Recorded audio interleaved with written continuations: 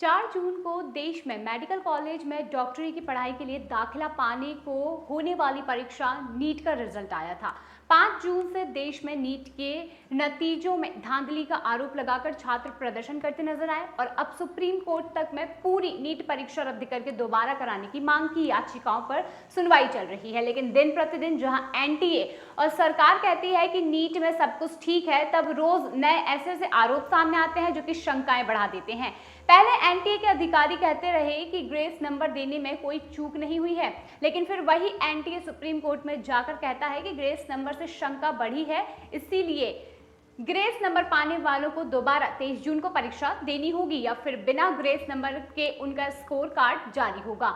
NTA कहता है कि सिर्फ 6 सेंटर पर चूक हुई है और कहीं कोई गड़बड़ नहीं हुई है, लेकिन बिहार और गुजरात में पेपर लीक और परीक्षा में नकल कराने के आरोप लगते हैं। एनटीए कहता है कि पेपर लीक के आरोप आधारहीन है, कहीं कोई पेपर लीक नहीं हुआ है, जबकि पटना में दावा होता है कि नीट के एग्जाम में पहले पेपर लीक करा के उसके जवाब छात्रों को रटाए जा रहे थे। एनटीए कहता है कि वो पेपर लीक या फिर नकल से जुड़े हर केस की जांच में राज्य सरकार की जांच एजेंसी की पूरी मदद कर रही है, लेकिन कम से कम 3 हफ्ते हो चुके हैं और दावा है कि पटना में जांच के लिए मांगे जाने वाले असली प्रश्न पत्र की कॉपी तक एनटीए ने नहीं भेजी है।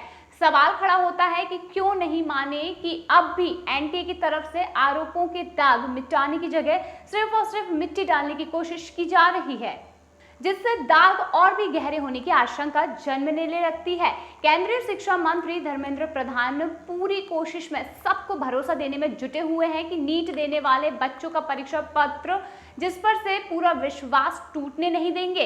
इसीलिए शुक्रवार को कई छात्रों और अभिभावकों से शिक्षा मंत्री ने मुलाकात भी की। देश का शिक्षा महकमा संभालने वाले मंत्री कह चुके हैं कि छात्रों के हित सुनिश्चित करेंगे और किसी भी बच्चे के करियर के साथ खिलवाड़ नहीं होगा।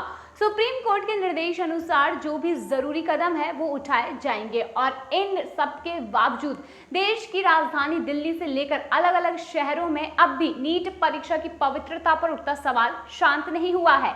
नीट देने वाले लाखों छात्रों को अब भी ये लगता है कि बिना पेपर लीक या फिर किसी तरीके की और धांधली के ऐसा हो ही नहीं सकता कि इस बार उतने ही नंबर पर रैंकिंग इतनी नीचे चली जाए जितने नंबर पर पहले अच्छे सरकारी कॉलेज में दाखिला मिल जाता था। क्या ग्रेस नंबर के बाद एनटीए ये भी मानेगा कि पेपर लीक हुआ था? क्या नीट के पेपर में खाली ओएमआर शीट भरा के उसे बाद में भरने की डील हो रही थी? क्या नीट परीक्षा में नकल कराने का रास्ता खुला हुआ था? लेकिन एनटीए के अधिकारी हों या फिर देश के शिक्षा मंत्री फिलहाल पेपर लीक या फिर नकल से सीधे इनकार करते हैं। पेपर लीक विषय है या फिर नहीं, ये फैसला कौन करेगा? जांच एजेंसी या फिर सीधे क्लीन चिट दे दी जाएगी? फिलहाल दिखता तो यही है कि देश में बहुत महत्वपूर्ण परीक्षाएं आयोजित कराने का जिम्मा जिस एनटीए के कंधों पर है, वो अपनी जिम्मेदारी ढंग से निभाने की जगह सिर्फ पल्ला झाड़ने में जुटी दिखती है। गुजरात के गोधरा में आरोप लगा कि नीट परीक्षा के एक सेंटर पर सेंटर सुपरवाइजर और प्रिंसिपल मिलकर 30 अभ्यर्थी को नकल कराने और उन्हें पास कराने के बदले प्रति छात्र 10 लाख रुपए ले चुके थे। वहीं घटना में आरोप यह भी है कि नीट का पेपर लीक कराने के बाद उसके जवाब रटाए जा रहे थे और इसके लिए दावा किया गया कि प्रति छात्र 30 से 40 लाख रुपए की डील हुई थी। दोनों जगहों पर स्थानीय पुलिस जांच में जुटी हुई है और सवाल है कि अगर पेपर लीक और नकल के आरोपों पर जांच अभी जारी है तो क्लीन चिट देने की जल्दबाजी में क्यों है? क्या एनटीए अपने सिस्टम की खामी दूर करने की जगह सिर्फ उसे बचाने में जुटी हुई है? गुजरात के गोधरा को जय जलाराम स्कूल की 2 ब्रांच में 5 मई को नीट की परीक्षा होनी थी। उससे ठीक पहले पंचमहल जिले के कलेक्टर को मिली एक गुप्त सूचना के आधार पर पुलिस तुषार भट्ट नाम के टीचर की कार से 7 लाख कैश बरामद करती है और उसके बाद फिर गुजरात के गोधरा के स्कूल में नीट परीक्षा के दौरान एक बहुत बड़ी नकल की डील का दावा सामने आता है, जिससे ये 5 आरोपी अभी पुलिस की गिरफ्त में भी आ चुके हैं। नीट यूजी रिजल्ट विवाद पर पूरे देश के लोगों की नजर है। वहीं शिक्षा मंत्री धर्मेंद्र प्रधान ने राष्ट्रीय पात्रता सह प्रवेश परीक्षा स्नातक यानी कि नीट यूजी में पेपर लीक होने के आरोपों को खारिज करते हुए कहा कि इसका कोई भी प्रमाण नहीं है। प्रधान ने मीडिया से ये कहा कि नीट यूजी में प्रश्न पत्र लीक होने का कोई प्रमाण नहीं है।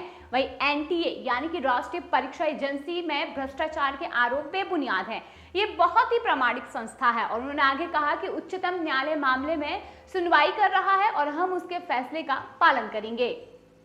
आगे वे कहते हैं कि हम सुनिश्चित करेंगे कि किसी छात्र को नुकसान नहीं उठाना पड़े।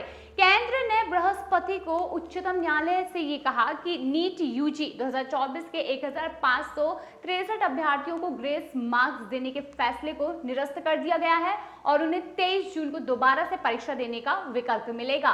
केंद्र ने आगे कहा कि यदि इन 1563 छात्रों में से कोई परीक्षार्थी दोबारा परीक्षा नहीं देना चाहता है तो परिणाम में उसके मूल अंकों को शामिल नहीं किया जाएगा, जिसमें ग्रेस मार्क्स नहीं जुड़े होंगे। नीट परीक्षा विवाद पर सुप्रीम कोर्ट का फैसला आने के बाद केंद्रीय शिक्षा मंत्री धर्मेंद्र प्रधान का बयान जो था वो बवाल मचाने वाला था, क्योंकि उन्होंने सिरे से खारिज कर दिया था। उन्होंने इस मामले को गंभीरता से लेते हुए ये भी कहा था कि नीट परीक्षा के मामले में दोषियों को कड़ी सजा मिलेगी। उन्होंने कहा था कि दोषियों पर पारदर्शिता के साथ कार्यवाही होगी। धर्मेंद्र प्रधान कहते हैं कि नीट परीक्षा में कोई भ्रष्टाचार नहीं हुआ है। धर्मेंद्र प्रधान का ये बयान तब आया जब सुप्रीम कोर्ट ने ग्रेस मार्क्स पाने वाले 1563 परीक्षार्थियों की दोबारा परीक्षा कराने का आदेश दिया था। ये परीक्षा 23 जून को होगी और इसके नतीजे 30 जून तक आएंगे। हालांकि सुप्रीम कोर्ट ने नीट की काउंसलिंग पर रोक लगाने से इनकार कर दिया है और इससे पहले भी नीट के पेपर लीक होने का हवाला देते हुए इसके रिजल्ट पर रोक लगाने की मांग की गई थी, लेकिन सुप्रीम कोर्ट ने तब भी नीट के रिजल्ट पर रोक लगाने से इनकार कर दिया था। नीट मामले में एजुकेशन टेक कंपनी फिजिक्स वल्लाह के सीईओ अलख पांडे की ओर से भी सुप्रीम कोर्ट में एक याचिका दायर की गई थी और बता दें कि सुप्रीम कोर्ट के फैसले के बाद अलख पांडे ने ही कहा कि पहले ही सुनवाई में नेशनल टेस्टिंग एजेंसी ने काफी हद तक गलती की बात मानी है। अदालत ने काफी संवेदनशीलता से उनकी बातों को सुना है। छात्रों को इन्होंने ये भी सलाह दी है कि वो परेशान न हो। पुख्ता तरीके से अदालत उनकी बातों को जरूर सुन रहा है। अब एक ऐसा वीडियो वायरल हो रहा है जिसके सामने आने के बाद अब यहाँ पर एजुकेशन मिनिस्टर से सिर्फ सवाल ही पूछा जा सकता है कि उन्होंने किस मुंह से ये कहा कि ये जो बातें हो रही हैं पेपर लीक की, ये महज अफवाह है। यानी कि अब एक ऐसा वीडियो भी सामने आया है जिसमें एजुकेशन मिनिस्टर से सीधा यही सवाल कर सकते हैं कि आखिर वो इस पर क्या कहना चाहेंगे। नीट मामले में तीसरी याचिका करने वाले ने वकील दिनेश जोतवानी ने ये कहा है कि 1563 संख्या बहुत कम है और उन्होंने ये भी कहा कि वे एक बार फिर से अदालत के सामने अपनी मांग रखेंगे कि नेशनल टेस्टिंग एजेंसी द्वारा दिया गया यह आंकड़ा बिल्कुल गलत है। यानी कि सवालों के घेरे बनते जा रहे हैं। अब यहाँ पर एक ऐसा वीडियो है जिसके बाद हम ये मानेंगे, यानी कि नहीं कोई लीक, नहीं कोई भ्रष्टाचार, ना ही कदाचार की सूचना, केवल ग्रेस मार्क्स का ही यहाँ पर पता है। और ये कहने वाली एनटीए और एजुकेशन मिनिस्टर ऑफ इंडिया इस पर क्या कहना चाहेगी। यानी कि जो वीडियो आप देख रहे हैं, इस वीडियो को सुनने के बाद आप भी यही पूछेंगे कि आखिर इस पर minister of India, education minister of India क्या कहना चाहेगा। एनटीए से हमने मांगा हुआ है और हमारी टीम भी वहाँ पे गई हुई है एड्रेस के लिए, लेकिन बाहर के बच्चे भी थे और बच्चों को लाने का प्रोसेस में ये है कि रॉय खुद कंसल्टेंसी सर्विस चलाता था, उनके साथ एक विभोर आनंद करके दूसरा एक बंदा था, वो है दरभंगा बिहार का, लेकिन उसकी वाइफ बड़ौदा में जॉब करती है, इसकी वजह से वो इधर ही रहता था और कंसल्टेंसी वो भी छोटे मोटे तौर पे वो भी कंसल्टेंसी का काम करता था। ये लोग अपनी जाहिरात भी देते थे सोशल मीडिया में और उसमें उसकी वजह से भी कई लोग आते थे और ये बड़ौदा में और दूसरी जगह पे इन्होंने अपने सेमिनार्स भी किए हुए और ये कंसल्टेंसी के लिए और बाहर बच्चों को भेजने के लिए एक्सपर्ट है, ऐसे अपने आप को प्रेजेंट करते थे और ये सेमिनार्स की वजह से काफ़ी लोग उनको उनके कांटेक्ट में भी आए थे। कुछ विभोर आनंद ने उनके जो बिहार में उसके नज़दीक के लोग थे उनसे भी कुछ बच्चे कांटेक्ट में आए थे और ऐसे एडवर्टाइजमेंट की वजह से और ये सेमिनार की वजह से कई लोग सामने से कांटेक्ट करके भी आए। 55 मिनट में एक विद्यार्थी आत्महत्या कर रहा है और सरकारें अपनी जान बचाने के लिए कुछ भी बोलकर निकल लेती हैं। चोरी के नए तरीके आ चुके हैं और माफिया सुधरने का नाम भी नहीं ले रहा है और इसी तरीके से यहाँ पर गुंडा राज से लेकर अपनी अपनी मनमानी अधिकारी भी करने लगे हैं। सरकार पर बड़ा सवाल खड़ा हो रहा है कि आखिर इस प्रकार से बच्चों के भविष्य से क्यों खेला जा रहा है।